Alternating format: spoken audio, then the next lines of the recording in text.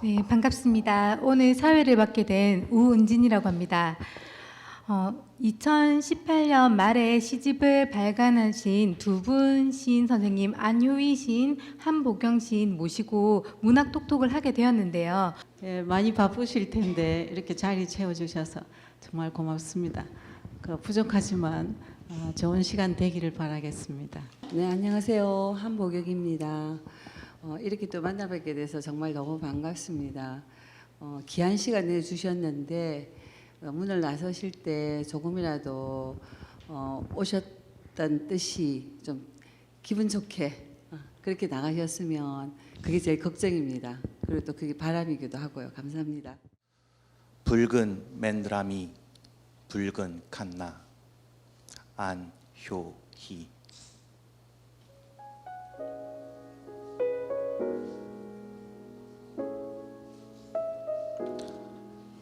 장작난로에 불 피우려면 기도하듯 무릎 꿇어야 한다.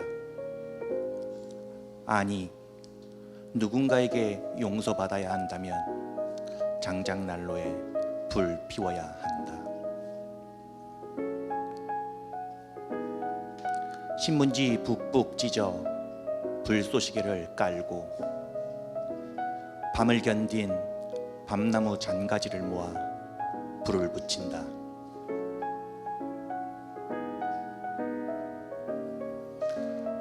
차가워 냉정했거나 얼었던 마음에 불씨 붙일 수 있다면 말라 죽어가던 나무가 타닥타닥 다시 살아난다.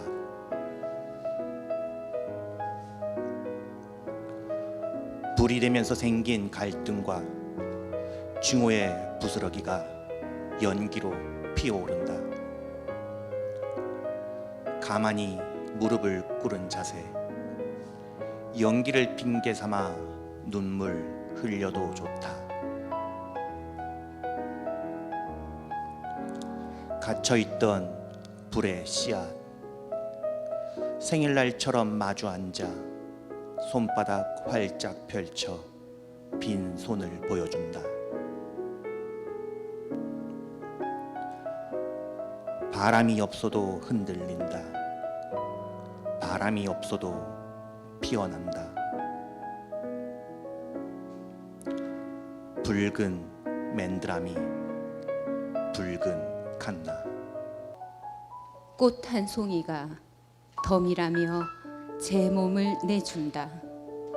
거짓말처럼. 꽃은 덤이 되지 못하고 꽃 한 송이가 덤이 되어주려던 그것이 덤이 된다. 어쩌다 덤이 되어버린 그것의 한때가 덤이 아닌 주인공이었다.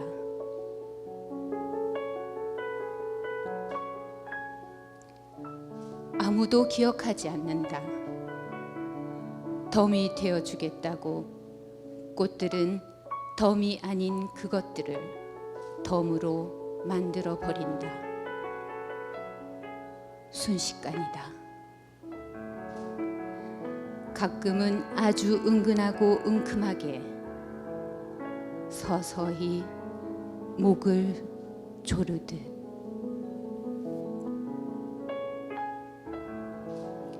꽃의 애틋한 눈빛을 믿지 말라는 오래전의 유언 같은 것을 들은 바 없는 그것의 비극이다. 덤은 가장 아슬아슬하고 위험한 금기, 아득한 절망이다. 불필요한 잉여다. 세상의 모든 선의를 엄청나게 버겁고 역겨운 악의로 바꾸어 버린다.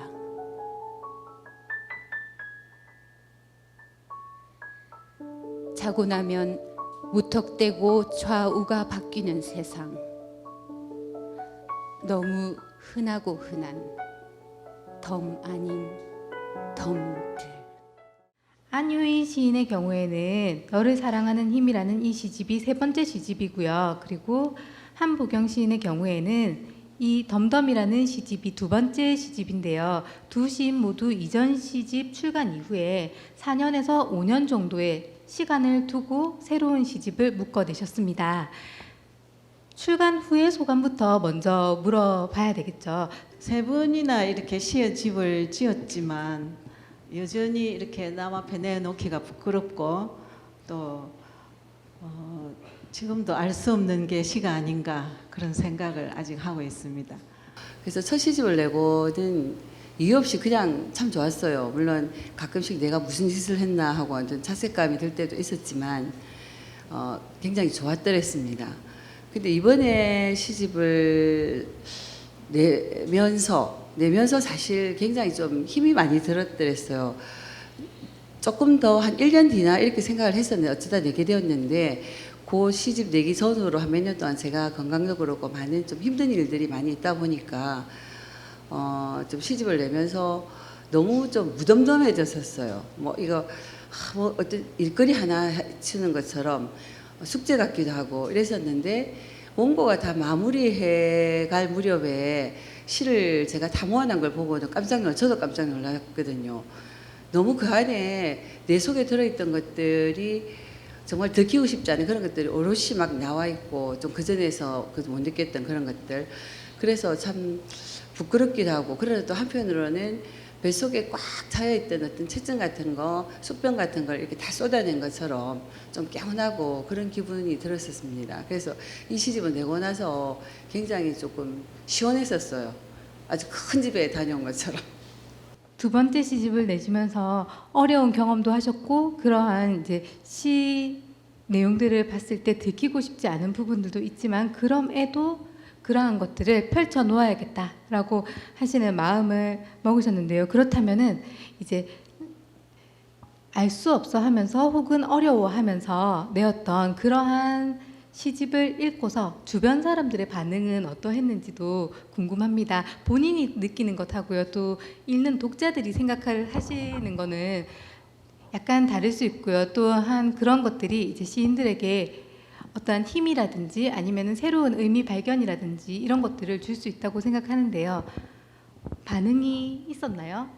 뭐 대체로 좀 긍정적인 느낌을 많이 받았다고 하시면서 근데 그것 또한 알 수 없는 게 그 이제 뭐 어떤 사람은 가슴이 아프다 슬프다 왜 그래 다 한편 슬픈지 모르겠다 그렇게 말씀하시는 분도 있고 또 뭐 좀 사유가 많아졌다 더 무거워졌다 깊어졌다고 이렇게 좋게 말씀을 해주시기는 하는데 그게 다 이제 인사치레가 아닌가 저는 그렇게 생각을 하고 있습니다. 제가 볼 때에 뭐 저 빼고는 전부 다 시를 너무 잘 쓰시니까 저는 그런 생각을 하고 있어요. 이제 오히려 따뜻한 격려로 더 좋은 시집을 기대하겠다는 걸로 제가 받아들이고 있고요. 어차피 제가 시집을 낼 때 뭐 큰 기대나 이제 한 3번쯤 내다 보면 큰 기대 같은 거 별로 없습니다. 그리고 이제 욕심도 없기 때문에 뭐 6년 동안 제가 열심히 그래도 시를 6년에 60편이니까 제가 이렇게 해보니까 1년에 10편이잖아요. 그럼 한 달에 한 편이 안 되는 거예요. 그러니까 좀 게으르다고 생각할 수도 있긴 하지만 그래도 나름대로 꾸준히 열심히 했다 이런 생각을 스스로에게 하면서 그렇지만 큰 욕심은 없었기 때문에 뭐 이 정도의 반응이면 아주 좋은 거라고 저는 생각을 하면서 충분히 만족해하고 있습니다. 네. 처음 시집을 냈을 때도 참 이렇게 일부러 편지도 써서 보내주시고 그러면 그때는 그게 너무 고맙고 정말 너무 감동스러웠어요. 근데 이번에는 한 어떤 선호분께서 전화로도 직접 좋은 말씀도 해주시고 가분한 말씀도 좀 해주시고 그렇게 하셨어요. 근데 사실 본인 스스로 저는 스스로 아까도 말했지만은 시원하고 이랬지만 또 그걸로 우리가 시원한 걸 되게 배설하고 난 뒤에는 또 잊어버리듯이 거짓말처럼 좀 잊고 있었어요. 몇 달 동안. 지금도 요번에 이 톡톡 제의를 받고는 아, 내가 시집을 냈었지라고 생각할 정도로 좀 최근 봄에 좀 많이 바빴더랬습니다. 그래서 뭐 어떤 그런 말씀들을 들으면서도 그 말씀들도 같이 제 시집하고 같이 좀 많이 잊고 있었더랬어요. 근데 잊고 있었지만 그게 완전 잊어버린 게 아니고 절대 못 잊죠. 그런 고마움은. 네, 그래서 지금 이 자리를 빌어서도 그 따뜻하게 응원하시고 격려해 주신 분들 굉장히 고맙고요. 특히 제가 기억나는 분은 그 메일로도 이렇게 보내셨는데 제가 좀 많이 편해졌으면 좋겠다고, 제가 너무 많이 아파 보인다고 그런 말씀을 했었어요. 그런데 그런 말은 좀 안 들었었거든요. 근데 제가 너무 많이 좀 아파 보이고 슬퍼 보이고 또 편하게 살았으면 좋겠다라고, 어쨌든 그런데 사실은 그게 제 생활에 가장 벗어나고 싶었던 점이거든요. 근데 아주 어느 눈이 밝은 분께서 그런 걸 눈치채고 한번 그런 말을 해준 기억에 남습니다. 사실 이전 시집과 현재 시집이 약간의 그런 독자가 읽었을 때 피부로 느낄 수 있는 차이점이 있다라는 얘기겠죠. 그렇다면은 선생님들께서는 이번 시집에 수록된 이 시들을 집필하면서 혹은 그것을 묶으려고 하시면서 스스로 느낄 수 있었던 그 이전 시집과는 변별되는 변화는 뭐가 있었을까요? 그리고 이제 그러한 변화를 만들어준 계기나 경험이 있다라고 한다면, 명확하게 느껴지는 부분이 있다라고 한다면 그거는 어떤 거였을지 좀 궁금합니다. 제가 첫 번째로는 이제 꽃잎 같은 새벽 4시라는 시집이 있었고, 두 번째는 36가지 생각이라는 시집을 제가 냈었습니다. 그 이전 시집을 제가 이번 이 질문에서 이제 책을 좀 전체적으로 훑어보긴 했습니다만은 그 전에는 아무래도 이제 좀 사물의 이미지화라든지 아니면 그 사물에게 생명을 부여하는 그 모랄론적 사고를 좀 많이 했다고 그렇게 느껴지더라고요. 그러니까 저도 모르게 어느새 조금은 변하긴 했는 것 같더라고요. 예를 들자면 첫 시집에 보면 조팝나무에 새가 피었다 이런 제목의 시가 있습니다. 그게 이제 그 나름대로 조팝나무와 새와 꽃을 이렇게 제가 이제 언유와 이렇게 한유를 통해서 그런 생명을 부여했던 게 있고, 또 아니면 이제 걸어다니는 우물 같은 그런 시도 있었던 것 같아요. 그러니까 사물이나 자연에 생명을 부여해가지고 이제 인간의 내면의 모습을 이제 좀 더 들여다볼 수 있지 않겠나 하고, 그런 아무래도 초보들이 좀 그렇게 쓰기가 더 쉬운 방법이었고 대개의 과정이 그렇게 넘어가는 것 같더라고요. 그러면서 이제 주변의 모습을 좀 더 가까이 좀 자세히 관찰하면서 리얼하게 표현하는 그런 시들이 좀 많았던 것 같고요. 그러면서 이제 이번 시집을 제가 또 이제 보면서는 이제 그런 좀 물활론적인 사고에서는 조금 벗어나지 않았나. 그러면서 그 삶 그 자체에 깊숙이 들어가서 그 자체에 좀 더 많은 사유를 넣지 않았나, 그런 생각을 제가 좀 했거든요. 예를 또 한편의 예를 들어보자면, 제가 전에 그 모로코의 페즈라는 도시에 가면 그 수백 년 동안 전통으로 이어져 있는 그 옛날 방식으로 가죽 염색하는 큰 장소가 있습니다.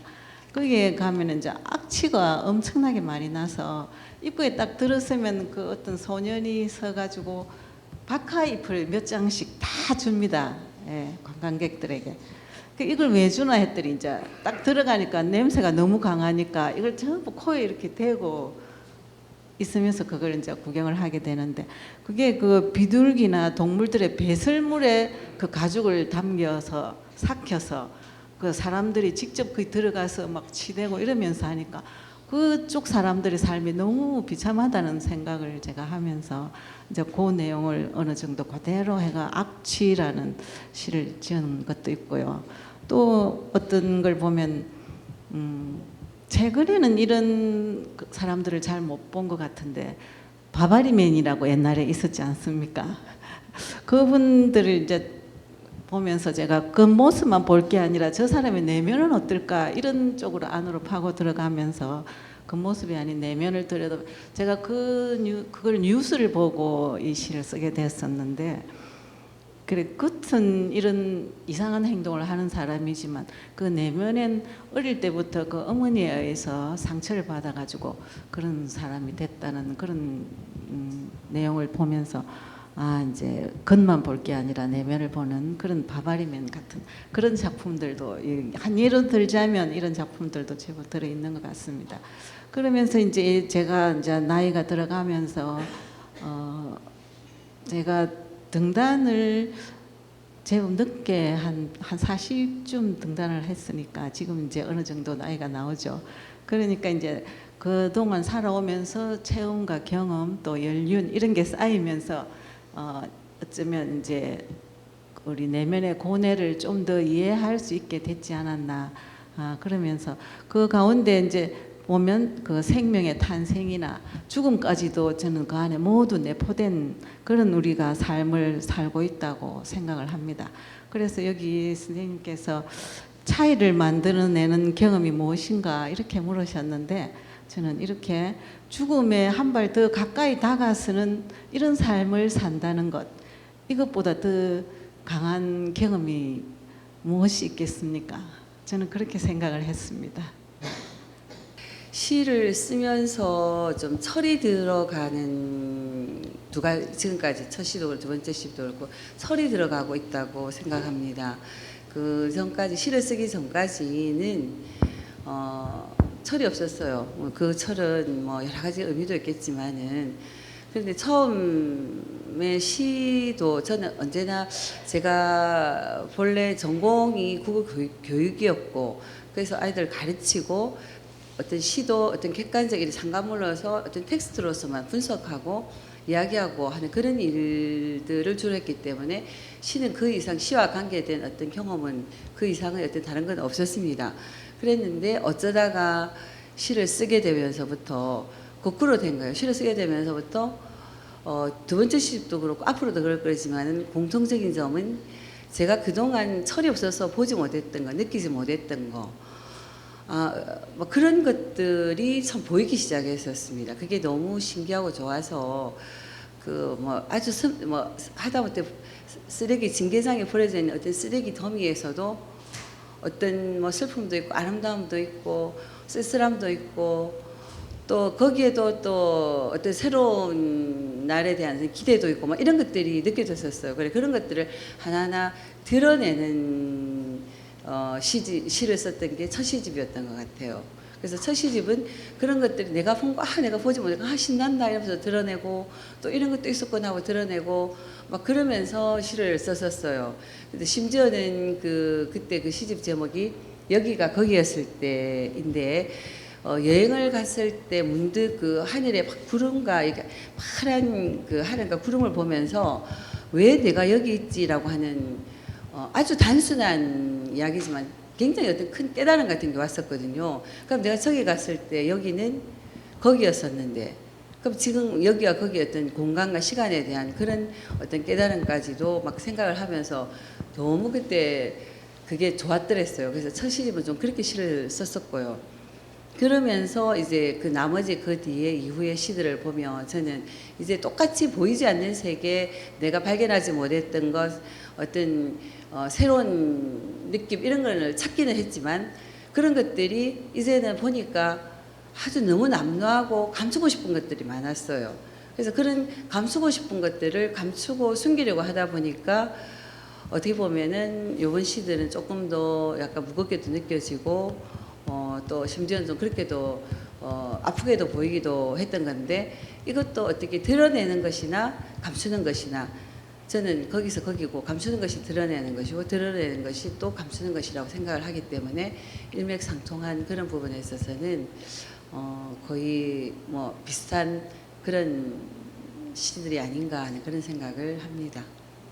지금 이제 선생님들께서 보면은 시를 통해서 얻을 수 있는 시선이 있었고 목소리가 있었고 그리고 어떤 생각들이 있었다. 시를 쓰면서 얻을 수 있는 것들이 이렇게 있었다고 말씀을 해주시고 계시는데요. 그렇다면은 달라진 점이 있지만 그럼에도 내가 왜 시를 쓰는가, 혹은 시를 통해서 이런 이야기들을 혹은 이런 시선들을 좀 전달해야겠다라고 해서 연결되는 것, 혹은 좀 비슷하게 지금까지도 유지되고 있는 것, 이러한 것들이 있으리라고 봅니다. 그것들은 무엇인지, 현재 나의 방향은, 시의 방향은 어느 쪽인지. 시를 늘 가까이 하는 것은 참 행복한 일이라고 생각을 합니다. 그것은 소설을 읽는 것도 마찬가지고 같은 맥락이겠지만, 그 시는 우리 자신이 항상 뭐 자기 내면이나 자기 자신이 아닌 타인의 삶을, 아니면 타인의 내면을 그 글들을 통해서 속속히 들여다보는 것이기 때문에 가까이서, 뭐 요즘 온라인상 이런 것도 많지만 그런 느낌처럼 직접 만나지는 않지만 그 글들을 통해서 그 사람의 삶, 그 사람의 내면을 만날 수 있다는 거, 그런 점에서 저는 시를 읽는 것도 너무 좋고, 또 그러면서 시는 살아있는 느낌, 그러면서 그 타인에게 대화하듯이 전달하는 그런 것이어야 한다고 저는 생각을 하거든요. 그래서 시는 항상 따뜻하거나 슬프거나 뭐 괴롭거나 우울하거나 간에 그 마음이 누군가에게 전달되고 또 전이되어서 그 읽는 사람에게 하여금 울림이 있어야 된다, 저는 그렇게 생각을 합니다. 그래서 그런 부분에서 저는 처음부터, 첫 시집부터 제가 염두에 둔 게, 시는 이제 아무리 요즘 뭐 모던이고 뭐 포스트 모던이지만 그래도 시는 감동이 있어야 된다고 저는 생각을 하거든요. 근데 매 시편마다 사실 감동을 느낀 사실 힘들어요. 그런 감동이 또 많이 오지도 않고, 그래서 제가 또 다작도 아니고 저는 좀 억지로 만드는 타입은 못 되고, 어느 정도 뭔가 왔을 때 글을 쓰는 타입이다 보니까 이제 그럴 때 이제 항상 감동이나 울림이 있어야 된다. 좀 잔잔한 그 상대에게 뭔가를, 메시지를 줄 수 있는 그런 작품이 좋은 게 아닌가 하면서 항상 그런 부분에서는 늘 염두에 두고 있고, 또 후배들에게도 또 그렇게 제가 얘기를 하고 있는 것 같습니다. 아직까지 좀 버거워요. 버겁고, 일단은 시가 나의 어떤 치유에서부터 비롯이 되었고, 아직도 그건 진행 중이기 때문에, 그런 과정에서 우리가 누군가가 어떤 사람의 그 치료 후기, 치유기 뭐 이런 걸 읽으면서 비슷한 경우가 있는 사람이 있을 수도 있겠고, 코드가 맞아서 다행히 그 사람도 그걸 읽으면서 도움을 받을 수도 있고 또 위로를 받을 수도 있겠죠. 그렇게 되기를 바라긴 하지만 내가 그런 시를 많이 쓸 수 있기는 저는 희망사항이고, 지금까지도 줄곧 보면은 아까도 말씀드린 것처럼 어떤 그런 부분들을 갖다가 제 스스로를 갖다가 좀 이기적인 데가 있는 것 같습니다. 먼저 좀 위로하고 좀 제가 먼저 조금 편해졌으면 하는 마음이 더 많기 때문에 시를 통해서 사실 그런 효과라고 해야 됩니까? 그런 걸 많이 얻고 있습니다. 그렇다면 이제 조금 더 구체적으로 깊게 들어가서요. 이제 선생님들께서 이렇게 본인들의 시와 시에 대한 생각과 이런 것들을 말씀을 해주셨는데요.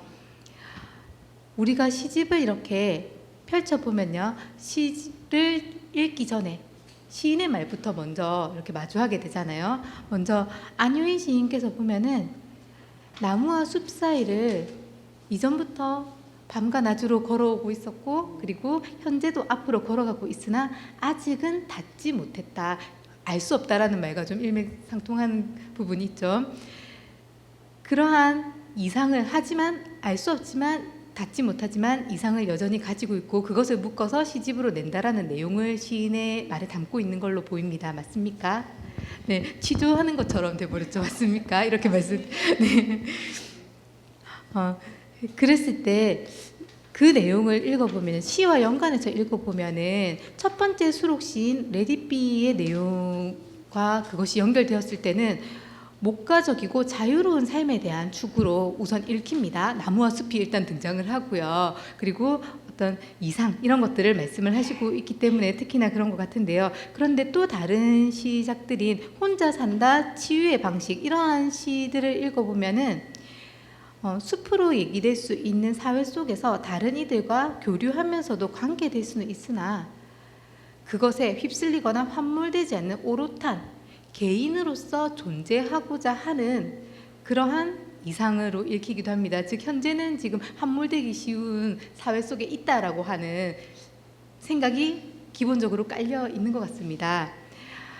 자, 그랬을 때 시인께서 중점을 두고 있는 건 어느 쪽인지, 혹은 이것도 저것도 아니다, 내가 시인의 말을 통해서 하고 싶었던 것은 이런 데가 있다라는 말씀을 해 주실 수 있다면은 어떤 말씀을 하실 수 있을까요? 그 선생님께서 말씀하신 레디비 그 시가 저희 첫 페이지에 나오는 시거든요.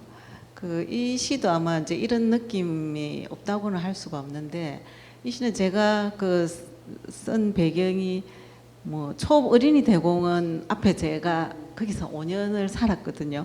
그러면서 매일 대공원을 산책하면서 어느 날 그 거리 공연하는 악사를 봤는데 무대도 없고 뭐 마이크도 없이 의자도 없이 그냥 그 저수지 그 난간에 기대에 앉아가지고 혼자 노래를 하는데, 또 하필 레디비 이 곡을 기타를 치면서 부르는데 제가 그걸 보면서 너무 감동을 받아가지고 멋진 장면은 전혀 없었죠. 그렇지만 그게 저한테는 너무 멋있게 보여가지고, 그래 사는 건 어쩌면 이런 거일 수도 있다 막 그런 감동이 오면서, 그리고 저 사람을 지금 그 모습이 너무 행복해 보이니까 저 사람을 저렇게 계속 살 수 있도록 아무도 방해하면 안 된다. 제가 이 생각을 제일 먼저 했습니다.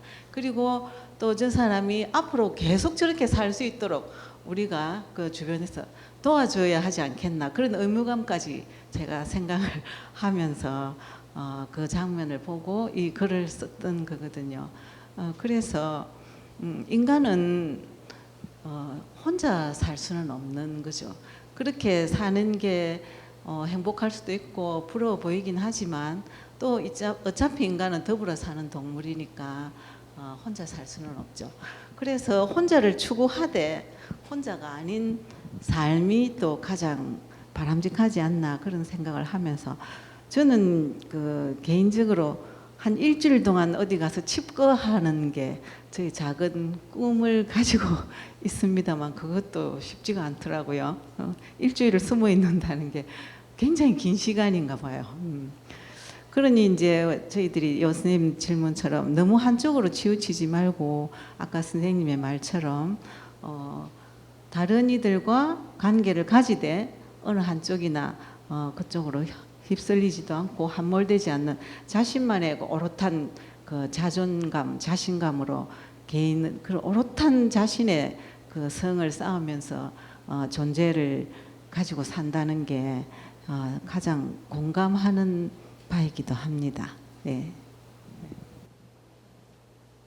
선생님의 말씀을 듣고 다시 레디비를 이렇게 읽어보면은 비둘기똥이 묻은 벤치에 엉덩이를 기댄 채 낡은 기타와 하모니카로 이렇게 노래를 하고 있는 그런 모습이 우리 지금 현대 사회의 물질적인 가치로 봤을 때는 굉장히 초라해 보일 수 있는 것이지만, 즉 보통 지금 이 자본주의 사회에서 가치 있다라고 얘기하는 것에는 휩쓸리지 않고 있는 모습이지만, 그 안에서 노래를 자기 만족처럼 부르는 그 노래가 다른 사람들을 끌어들임으로써 좀 공감을 전달을 할 수 있는 그러한 삶에 대한 시로 읽을 수 있기도 한 것 같습니다. 네, 그래서 설명을 정말 잘 해주셔서 감사하고요.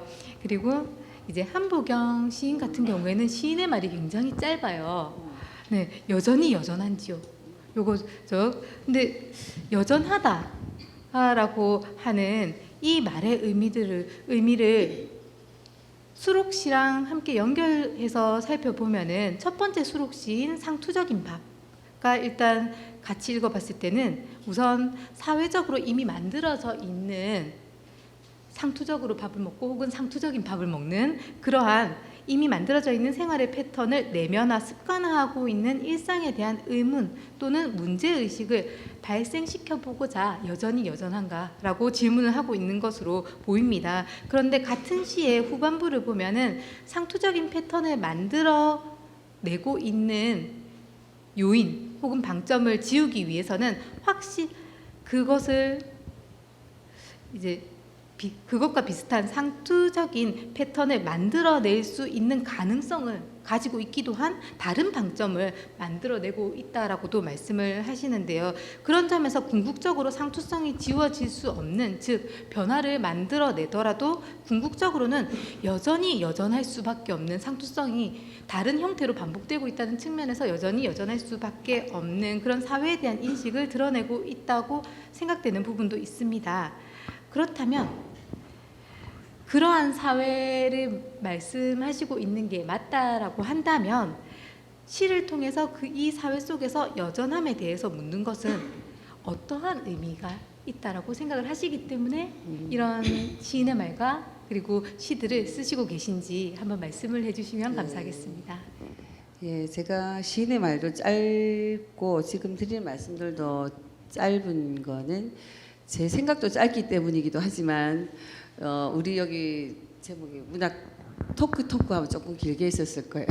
토크 하면 톡해서 그렇게 지금 짧게 하고 싶어요. 근데 농담이지만 그런 생각도 한번 해봤습니다. 근데 선생님이 지금 말씀하신 어떤 상투성과 여전한지요의 그 관계도 선생님 말씀하신 대로 분명히 공감을 해요. 선생님 말씀에도 공감을 하고 한데 제가 아까 시에서 어떤 저 자신에 대한 어떤 치유부터를 생각한다고 했지만 그 어떤 장치로서 그렇게 이르기까지 장치로서 제가 참 하고 싶은 게 낯설게 저를 바라보는 거거든요. 사물도 낯설게 바라보고 저도 낯설게 바라보고. 근데 그게 참 어려워요. 그래서 어떤 그런 낯설게 바라보는 것과 상투성과의 싸움을 항상 하는데 그런 이야기들을 하면서도 그 근저에는 그 상투적인 걸 못 벗어나는 이유는 변화에 대해서 우리는 또 굉장히 두려움도 가지고 있어요. 그리고 변화되고 나면은 변화되기 이전에 대한 그림도 정말 가지고 있어요. 근데 저 같은 경우는 그렇게 하고 싶으면서도 그 어떤 변화되지 않는 것에 대한 어떤 아주 스테디한 것에 대한 어떤 그리움이나 어떤 간절함이 좀 있는 것 같아요. 저 개인적으로. 그래서 여전히 여전한지요는 사실은 그냥 시인의 말에서 제가 두 번째 시집을 내면서 그동안 그 시간 동안 내가 아는 모든 분들 아니면 또 내가 모르는 분들 앞으로 내가 알아야 될 모든 분들이 여전히 여전한지요 하는 정말 제 나름의 가장 따뜻한 인사말이었습니다. 인사말이었고 그 인사말을 가장 어떤 상투적인 말이지만 누구에게나 정말 이렇게 그 상투성이 편하게 스며들 수 있는 말이라고 생각했기 때문에 여전히 여전한지요 하면서 저도 모든 사람이 여전히 여전하기를 그리고 또 모든 사람이 여전히 여전한 것에서 벗어나서 또 새로워지기를 그럼에도 그 이전의 여전함을 간직하기를 막 이런 어떤 바람 그거는 저 스스로에 대한 바람이기도 하고 그런 것들을 넣어서 짧게 써고도 굉장히 제가 좀 좋았습니다. 짧게 써서. 그렇다면 이제 사실은 이제 우리 표제작에서도 보면은 안효인 선생님께서도 지금 앞서 시인의 말과 그리고 시에 대한 이야기들을 해주시면서 말씀하신 그런 다른 사람과 소통하고 공감할 수 있는 삶에 대한 그런 부분들을 드러낼 수 있는 그런 언어로 이 시집의 제목 그리고 표제작이 이야기되고 있고요. 그리고 한보경 선생님께서는 그런 상투성에 대한 그리고 어떠한 것들이 반복되는 것들에 대한 것들을 얘기를 하고 계십니다. 그랬을 때 일단 먼저 편하게 왜 시집의 제목을 너를 사랑하는 힘으로 잡았는가 혹은 덤덤으로 잡았는가 요거를 말씀을 해주신다면 표제작을 왜 이렇게 이것으로 선택했는가를 말씀을 해주신다면 어떻게 말씀을 해주실 수 있을까요? 안효희 선생님부터 먼저 말씀을 해주실까요? 이제 제가 보낼 때 제목은 정하지 않고 보냈었습니다. 그런데 그쪽에서 이제 연락이 오기를 너를 사랑하는 힘으로 제목을 정하면 어떻겠냐고 그 맹문재 선생님께서 연락이 오셨는데 그 메일을 제가 받는 순간 저는 생각도 못 했었는데 그 제목이 너무나 마음에 드는 거예요. 그 너를 사랑하는 힘, 그 속에 제가 말하고 싶은 그 삶과 죽음이 다 들어 있을 것 같은, 그래서 뭐 너무나 제가 흔쾌히 그 선생님의 안목이 대단하십니다 덧붙이면서 이 제목을 흔쾌히 제가 받아들였던 것 같습니다. 몇 개를 갖다가 조금 골랐더랬어요. 그 중에 이 덤이라고 하는 시가 한 세 번째 정도에 있었더랬어요. 그런데 어떤 그런 출판상의 어떤 문제로 인해 가서 생각을 하다 보니까 앞에 게 두 개가 좀 그게 여전히 여전한 지어도 있었습니다. 그게 이제 그래서 서두 시인의 말이 되어버렸는데 정말 왜 처음에는 한 세 번째 정도로 약간 사이드에 있었던 것이 볼수록 참 이쁘고 좋은 거죠. 그래서 덤이라고 제목을 정하고 나서부터는 세상이 더 막 보면 어떤 모든 덤에 대해서 너무 많이 생각을 했었어요. 그래서 그 덤이라고 하는 것이 너무나 매력적이더라고요. 그래서 저 개인적으로는 좀 스스로 이렇게 자뻑하는 것인지 모르지만 지 제목이 너무 마음에 들었었습니다. 네, 저도 선생님 두 분께서 시집 제목을 굉장히 잘 정했다라고 생각이 드는 게 쭉 이렇게 읽어보면서 이 시집에서 굉장히 핵심적인 부분들을 제목이 잘 드러내고 있구나라는 생각을 각각 했습니다. 그래서 그것과 관련해서 질문을 더 드리자면요. 먼저 안유인 시인의 시집 너를 사랑하는 힘에서 보면은 타인을 사랑하기 위해서는 어떠한 힘이 필요하다라고 하는 것도 읽을 수 있고요. 또한 타인을 사랑함으로써 어떠한 힘이 생긴다라고 하는 의미도 읽을 수 있습니다. 선생님께서는 어디에 더 무게를 두고 이 시를 쓰고 계신 것인지 궁금하고요. 그렇다면은 또 이 시집에 수록된 다른 시들을 쓰는 동안 각각의 힘 중에서 어느 쪽을 좀 더 많이 생각을 해 보았는지 이런 것들도 궁금합니다. 어떻게 말씀하실 수 있을까요? 제 스님께서 말씀하신 그 이야기 중에서 먼저 그 사랑하는 힘에 대한 질문보다 그 타인을 사랑하기 위해서 필요한 힘, 그리고 또 타인을 사랑함으로써 생기는 힘, 이렇게 두 가지를 말씀을 해주셨는데 이게 제가 곰곰이 읽어보니까 둘 다 무관하지는 않더라고요. 그러면서 또 전자를 보면 전자는 타인을 사랑하기 위해서 필요하다. 이건 무언가를 얻기 위한 노력을 하는 과정이 포함되어 있는 것 같고, 또 후자는 타인을 사랑함으로써 생기는 힘이라면 어쩌면 이건 어떤 그 긴 과정을 거친 후에 발생하는 그 결과론적 사고가 여기에 포함되어 있지 않나, 그런 점을 제가 생각을 하면서 저는 그래도 어쩌면 타인을 사랑하기 위해서 필요한 힘, 그러니까 전자인 그것을 얻기 위해서 노력하는 과정이 우리의 삶이 아닌가, 저는 그런 쪽으로 생각을 했습니다. 먼저 그 제가 시집의 표제작이면서 그 시 너를 사랑하는 힘이라는 시에 일단 제가 그걸 너를 사랑하는 힘이라고 되어 있지만 이것을 제목을 바꾸어서도 충분히 읽을 수가 가능하고 모든 걸 포함할 수 있다고 생각하는 게 그 삶을 사랑하는 힘, 이렇게 읽어도 저는 넘어갈 수 있고, 또 아니면 죽음을 사랑하는 힘, 이렇게라도 이것을 표제작을 달면서 이 시집 전체를 아우를 수 있지 않나, 저는 그렇게 생각을 했거든요. 그런 점에서 이제 감안할 때에 타인을 배려하고 신뢰하면서 이제 서로에게 힘이 되어 주는 게 아닌가 하면서, 제가 이 시를 쓰게 된 배경은 잠시 말하면 저는 그 장편 소설보다는 주로 단편 소설을 많이 읽습니다. 장편 소설 쓰시는 선생님들도 많은데 아무래도 좀 더 내면을 치밀하게 수술하고 그 내면을 꼼꼼하게 들여다볼 수 있는 것들이 너무 매력적이니까 그래서 제가 얼마 전에도 또 어느 단편 소설을 하나 읽으면서 그 어떤 한 구절 살이 맞닿은 과일이 썩었다 이런 구절을 제가 딱 보면서 아 이거 시다. 이래서 제가 바로 캐내었다고 할 수 있죠.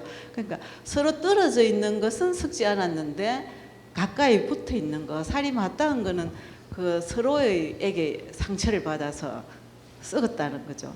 그래서 이제 거기서 한 걸음 더 나아가서 그러면 사람과 사람과의 거리는 적당한 관계적 거리는 얼마인가 그런 생각을 또 하게 되었고 또 더 나아가서 이게 수평적 거리가 아닌 수직적으로 또 그 신뢰와 믿음이 바탕에 깔려 있다면 또 좀 더 그 믿음의 그 거리가 더 좋아지지 않나. 그러면서 또 믿어야 한다면 또 의심이라는 게 빠질 수가 없지 않습니까? 그래서 제가 이 시에서 마지막 구절에 의심이라는 단어가 마지막에 있습니다. 그 의심이라는 단어를 넣기까지 굉장히 시간이 많이 걸렸거든요. 그냥 뭔가 부족한 듯 해서 계속 이제 단어 하나 때문에 고심을 하다가 결국 의심이라는 단어를 넣으면서 뭐 어느 정도는 흡족해 하고 있습니다. 그리고 제가 얼마 전에 어떤 그 시를 한 편 읽었는데 그 삶이라는 아주 짧은 시였는데 그 내용을 잠시 말하면 그 삶이라는 말 글자에 보면은 사 밑에 리을 미음이 있지 않습니까? 그거를 왼쪽 아래에 리을이 불안하게 꼬물꼬물 그리면서 꿈틀거리고 있다. 그러나 오른쪽 아래에는 미음이 딱 버티고 있는 거죠. 그래서 우리는 그 안정적인 삶을 살 수 있고 또 힘든 가운데서도 그걸 견딜 수 있다. 그런 내용에 제가 시를 보면서 많이 공감을 한 적이 있습니다. 그래서 그처럼 삶은 우리의 기쁨과 슬픔 가운데 탄생할 수 있고 또 죽음도 포함되어 있다는 거죠. 그래서 그 모든 것을 아우르면서 살 수 있는 게 너를 사랑하는 힘. 그 힘이 사랑의 힘이 아닌가. 그런 측면에서 말씀드리고 싶습니다. 네. 제 시에는 보면 이게 제가 그래서 그런 것 때문에 어떻게 보면 제 시를 보면서 어떤 불교 철학적인 어떤 불교적인 이런 이야기를 많이 하거든요. 근데 어쩔 수 없는 부분도 있어요. 제가 이제 그런 쪽에 관심이 많다 보니까. 근데 잉여는 어떤 부족에서 오는 것이고 또 부족하면 또 잉여를 부르는 것이고 그래서 저는 그런 모든 것들이 어떤 불가역적인 것이 아니라 굉장히 가변적이고 서로 이것은 저것이 될 수 있고 내가 처십도 여기 거기에 이런 이야기를 했듯이 제가 봐도 좀 심할 정도로 저는 제 시에 좀 그런 것들이 많이 나옵니다. 근데 어쩔 수 없는 바꿀 수 없는 제 모습처럼 어떤 제 생각의 일부이기도 하거든요. 그래서 생긴 말씀도 맞고요. 그 잉여나 또 불필요하다나 필요하기도 하고 또 그 부족한 거기도 하고 그 어떤 양면성을 다 가지고 있는 것들이에요. 그런 것들이 한꺼번에 제 머릿속에서 언제나 일어나고 있습니다. 네. 그런 양면성을 생각하시다 보니까 그 덤덤에는 어떤 존재와 의미든 순식간에 덤으로 밀려날 수도 있고 네, 덤 아닌 네. 것에서 덤이 될 수도 있고 그래서 덤과 덤 아닌 것의 위치가 언제든 역전될 수도 있고 네. 또한 이제 그렇기 때문에 그 존재들 모두가 결국 덤이 될 수도 있는 그러한 세계를 이야기하고 있는 것으로 읽히는데요. 이것이 자신의 삶이나 우리 사회에 대한 어떤 통찰을 담고 있는 그러한 생각이라고 할 때 어떤 존재를 덤으로 만드는 것, 덤을 네. 역전시키는 것, 모두가 덤이 되어버리는 것 이런 것들의 핵심적인 자리에 있는 그런 원인은 무엇이라고 생각하시나요? 예. 물론 여기서 왜 이런 선생님이 금방 말씀하신 것처럼 이렇게 모두 어떤 존재가 반전점 덤이 되게끔 하는 원인의 핵심이 뭐냐고 이야기를 했는데 저는 그렇게 생각을 해요. 어떤 꼭 비유를 하자면 물 밑에서 움직이는 오리발 같은 물밑의 오리발 같은 우리가 오리를 겉에서 봤을 때 흔히 그렇게 이야기하잖아요. 아무것도 그 밑에 물 속의 그 오리발의 의미는 굉장히 어떤 다양한 의미를 가지고 있죠. 그래서 우리가 사는 것도 그런 것 같아요. 물 속에 발을 담고 열심히 막 자맥질하고 움직이고 있는 오리발 같은 그런 우리가 존재가 아닌가. 그래서 어느 날 또 오리가 무트로 나왔을 때는 오리발을 또 내밀기도 하거든요. 나이 오리 그 전에 이렇게 하지 않았다. 또 이랬었다는. 그래서 그 오리발이 가지고 있는 어떤 중의적인 거, 어떤 그런 것들도 굉장히 재밌었어요. 그래 그런 것들을 생각하면서 세상을 좀 보면은 거의가 좀 맞아요. 좀 제가 봤을 때는 좀 비슷하게 맞아 들어가는 것 같고, 그래서 이제 그 원인은 그런 걸 생각했었고요. 또 선생님이 다른 현실적인 언어로 바꾸면은 그렇게 말씀하셨죠. 그랬을 때 그러면 그렇게 되는 게 뭐냐, 우리가 살면서 보면 옛날에 이 말이라고 하는 언어라는 게 없었잖아요.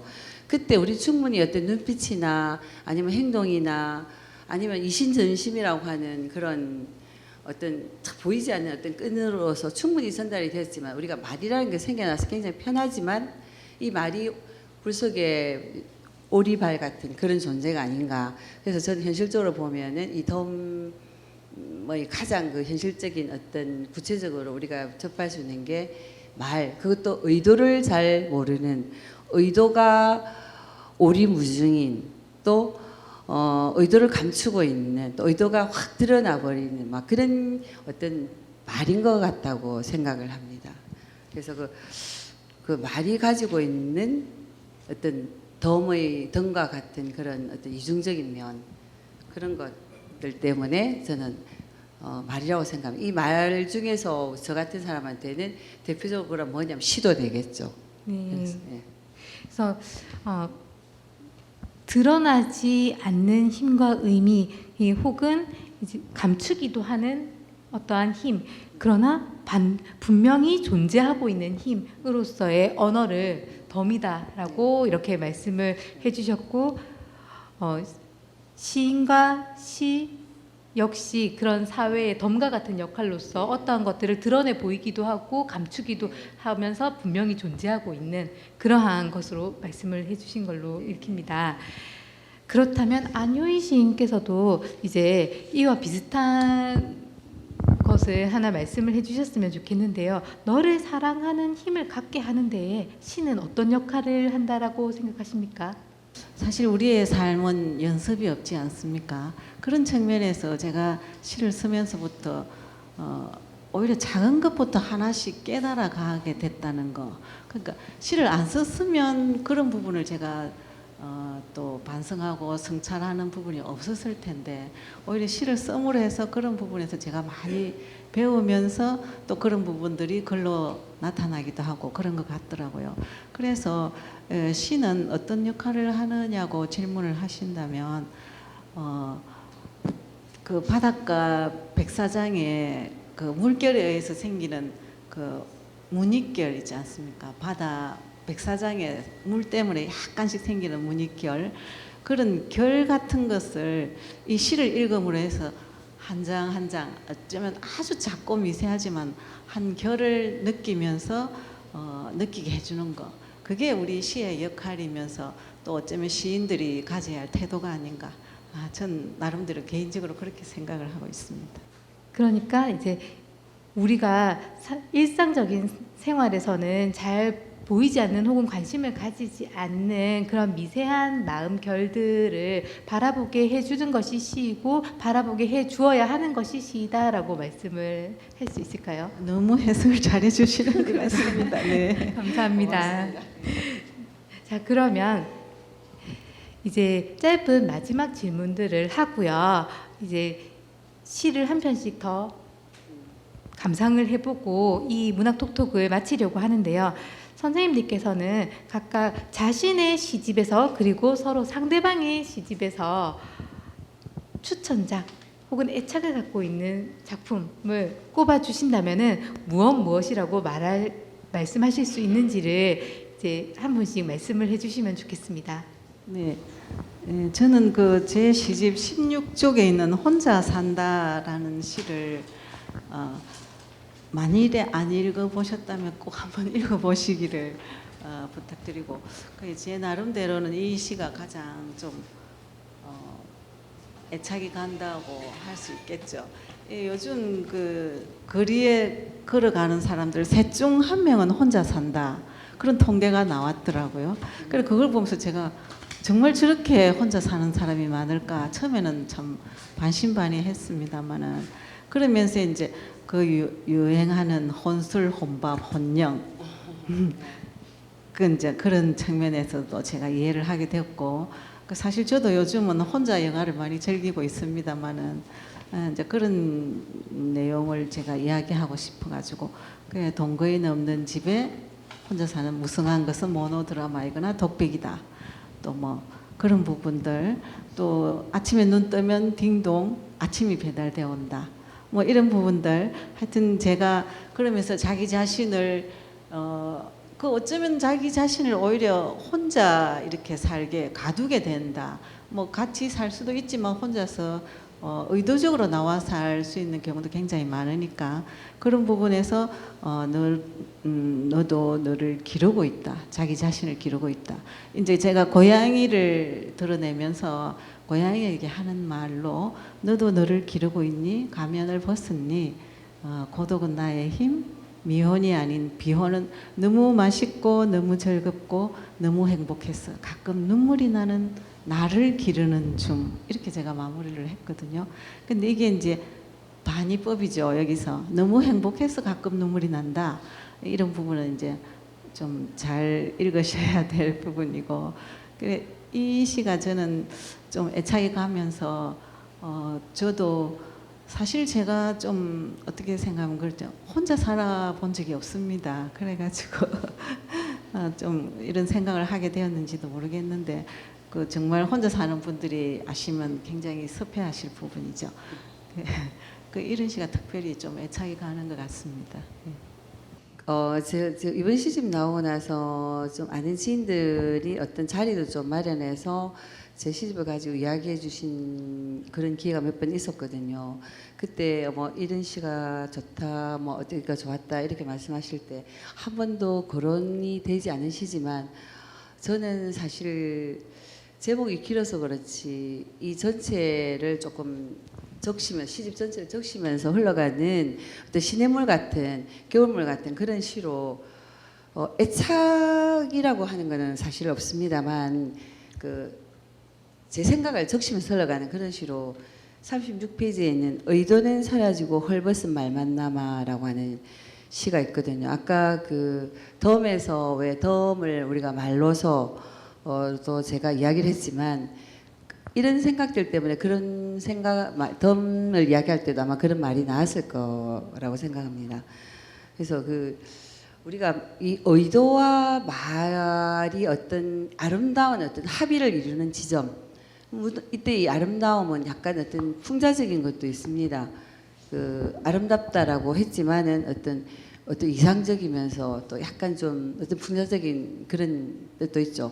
그런 거리를 지킨다는 일이 저는 제일 삶에서 어렵고 힘들었어요. 물론 이 말은 아까 안효희 선생님에서 말씀한 어떤 사랑도 될 수 있고 죽음도 될 수 있고 모든 게 될 수도 있지만은 저는 그것을 다른 말로 이런 어떤 거리라고 표현을 했거든요.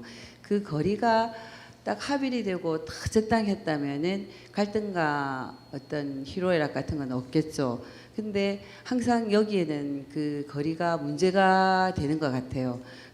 다행히 또 이 거리가 또 그나마 딱 맞아야 되는 것까지는 아니더라도 허용치 범위가 있는 것 같아요.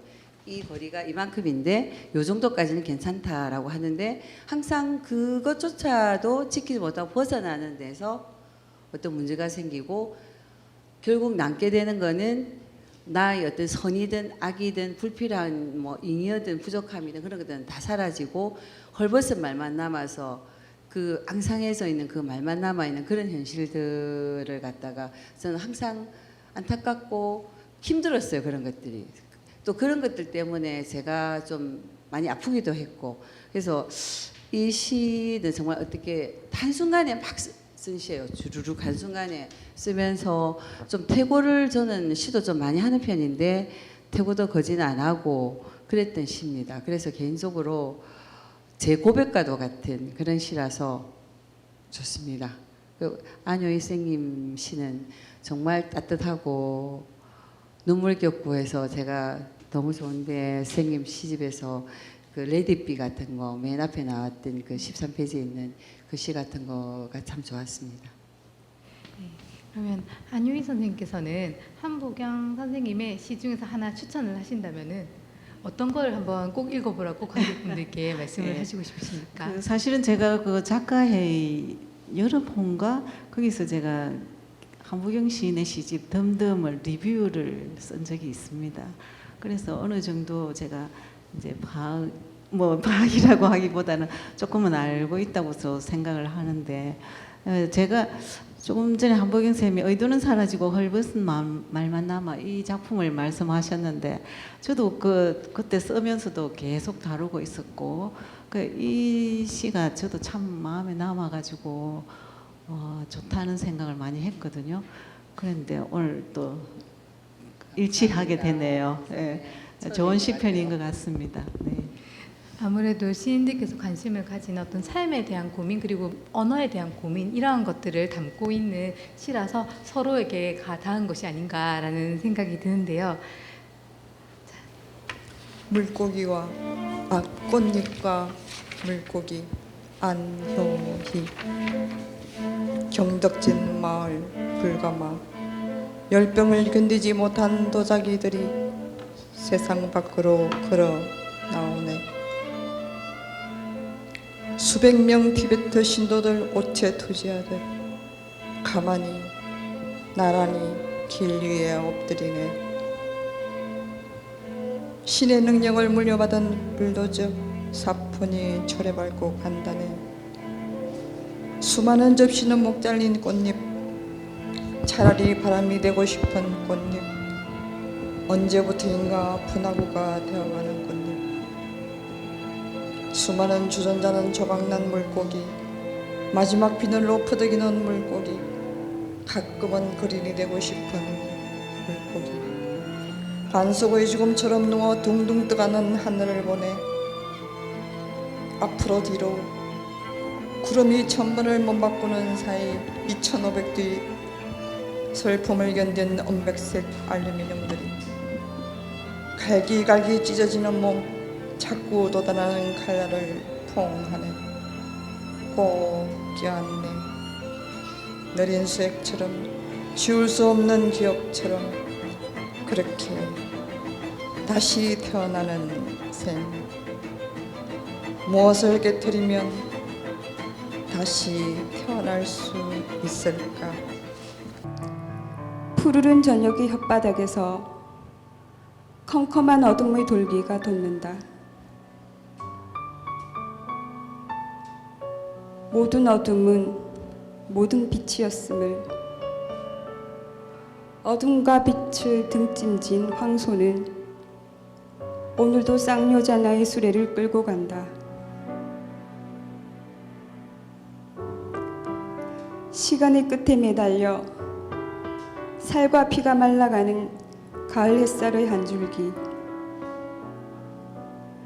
거죽만 남은 어린 짐승의 고추선 뼈와 뼈 사이 고스란히 돋아난 가지런한 슬픔의 각도들은 너무 촘촘하다. 가지런한 슬픔의 억각들은 마지막처럼 서로를 붙잡고 서로의 울음을 위무한다. 대바람처럼 서걱거리는 하루가 끝나간다고 줄지어 운다. 가녀린 남천나무 한 그루를 욕심내던 봄날처럼 모든 것이 말라가는 저녁 어제보다 조금 붉어진 잎사귀들이 전단처럼 우르르 떨어지고 삐걱거리는 바퀴 아래 한 톨의 겨자씨도 얻지 못한 인생이 이울어가고 머리카락 한 올 흘리지 않은 저녁이 오고 모두 기적 같은 일.